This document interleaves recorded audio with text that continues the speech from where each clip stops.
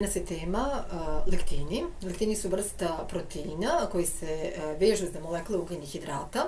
Na latinskom lektin znači izabrati. Namirnice bogate lektinom su integralni pirinač, kukuruz, seme suncokreta, indijski orah, voće, plodovi mora, povrće, između ostalih i paradajz i plavi patličan. Lektinom posebno obiluju mahunarke, žitarice, integralno brašno i semenke. U mahunarke, odnosno leguminoze, spadaju i mnoge vrste povrća kao što su bob, boranija, grašak, naut, pasulj, sočivo i soja.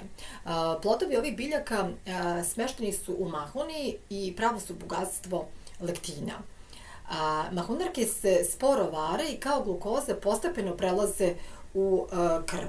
Treba istaći da se ne smeju koristiti, odnosno konzumirati nekuvane, jer sadrže belančevinu lektin koja izaziva mučninu, povraćanje, hemoragični enteritis, dijareju, grčeve, gasove i čeonu glavobolju. 10 minuta kuvanja sasvim je dovoljno da se lektin potpuno uništi, odnosno da se razori. Naglasila bih ko treba da izbegava lektine. Prema dokazima u naučnoj literaturi, lektini iz žitarica, mahunarki i leguminoza treba da izbegavaju osobe koji boluju od autoimunih bolesti i hroničnih, da kažem, upalnih oboljenja. To ne znači, dakle, da su svi lektini iz hrane potencijalno štetni.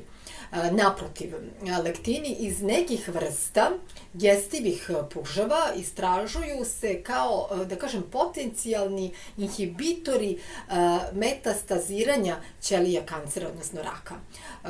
Krompir i paradajz sadrže, da kažem, visoku dozu lektina i poznato je da aktiviraju simptome artritisa. Zato kada konzumirate paradajz, bilo bi najbolje, najpoželjnije da u potpunosti, da kažem, uklonite kožicu, odnosno koru i da ostranite apsolutno sve semenke. Još neke činjenice o lektini ometaju apsorpciju hranjivih materija kao što su minerali i proteini, što ugrožava crevnu mikrofloru, zbog čega lakše dolazi do prekomernog razmnožavanja loših, da kažem, sojeva bakterija, kao na primjer Escherichia coli. Činjenica je da lektini pogoršavaju već postojeće upalne procese, a najbolje, da kažem, vidljiva je na primjeru reumatoidnog artritisa. Klinička istraživanja takođe ukazuju na to da je upala creva povezana sa upalom zglobova.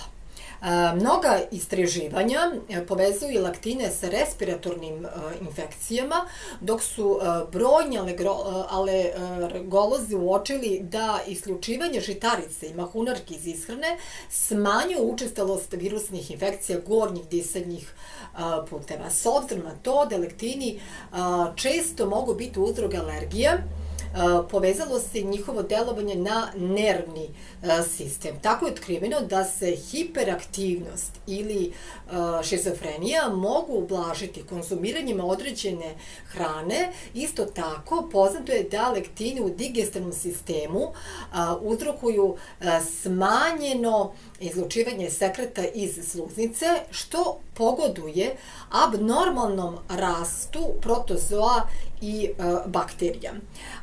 Može imati ulogu i u razvoju čira na želucu. Uticaj lektina na varenje hrane. Lektini imaju značajan uticaj na probavu, odnosno na varenje hrane. Deaktiviraju probavne hormone, blokirajući holecistiknin neuropeptid koji, da kažem, pomaže varenje belančevina, masnoća i ugljenih hidrata, odnosno šećera, vezujući se na receptore holecistikinina i onemogućavajući njegovo, da kažem, pravilno funkcionisanje, odnosno delovanje. Time se, da kažem, lančano narušava izlučivanje amilaza, odnosno amilaze, enzima koji služi za varenje šećera, odnosno ugljenih hidrata.